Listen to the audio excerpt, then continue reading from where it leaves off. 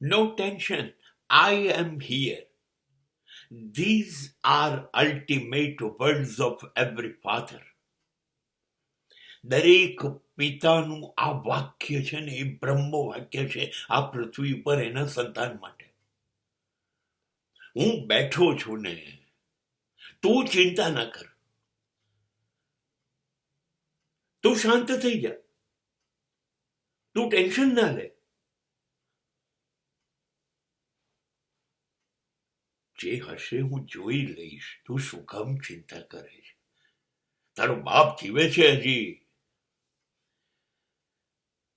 આ કહેવા માટે નથી હોતું,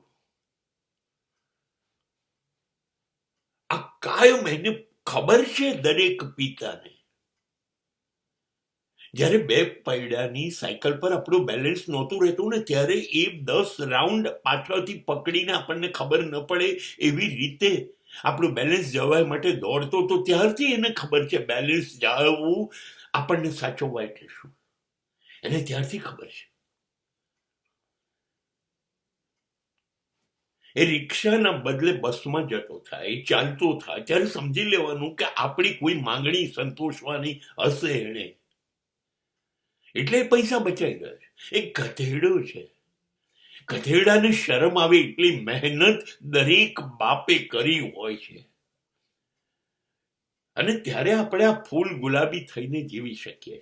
અને આપણે સહન કરી નથી શકતા, કેમ કે એમણે આપણને સહન કરવા જ નથી દીધું.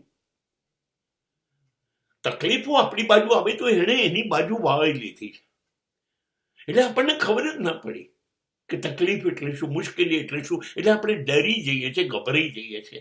આ આપણી તકલીફ છે.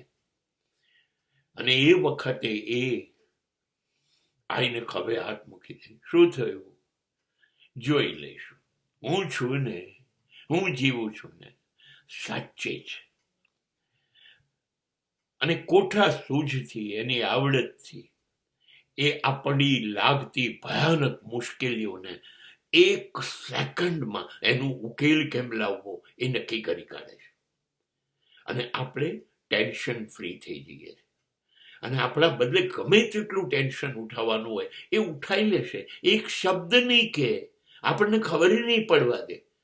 સાયકલ ચલાવતી વખતે ક્યારે ખબર પડતી? દોડતા દોડતા એને પાછળનું કેરિયર છોડી દીધેલું, અને છોડી દીધું ને ત્યારે આપણું બેલેન્સ આવતું થયું. એને પાક્કી ખબર છે એ સાયકલ હતી, આ જિંદગી છે. એને બેલેન્સ લાવતા મારે શીખવાડવું જ પડશે, અને એ કામ કરે જ છે.